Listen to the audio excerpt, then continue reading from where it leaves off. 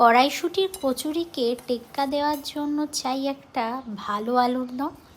তাই বানাচ্ছি ভাজা মশলায় আলুর দম। প্রথমেই ভাজা মশলাটা দেখে নিলে বানিয়ে নিয়েছি। তারপর কড়াইতে জিরে তেজপাতা দিয়ে আদা দিয়ে দিয়েছি, শুকনো লঙ্কাটাও চাইলে দিতেই পারো। তারপরে টমেটো কুচি করে দিয়ে দিয়েছি। তারপরে অবশ্যই টমেটোকে ভালো করে গলানোর জন্য নুন দিয়েছিলাম, হলুদ, কাশ্মীরি লঙ্কা গুঁড়ো। ব্যাস, মশলার মধ্যে কিন্তু আর কিচ্ছু যাবে না। কাশ্মীরি লঙ্কাগুলোটা কালারের জন্য, আর হলুদ কালারটাকে ব্যালেন্স করার জন্য। নতুন আলু ভালো করে সেদ্ধ করে খোসা ছাড়িয়ে রেখে দিয়েছিলাম। মশলা কষে যেতেই সেটাকে মশলার সাথে ভালো করে নাড়িয়ে নিলাম। ফ্রিজে একটু ছিল ফ্রোজেন কড়াইশুঁটি, সেটাকেও এর মধ্যে একটু দিয়ে দিলাম। তারপর ভালো করে জল দিয়ে ফুটতে দিলাম। আলু তো অলরেডি সেদ্ধ, নতুন করে সেদ্ধ করার কিছু নেই।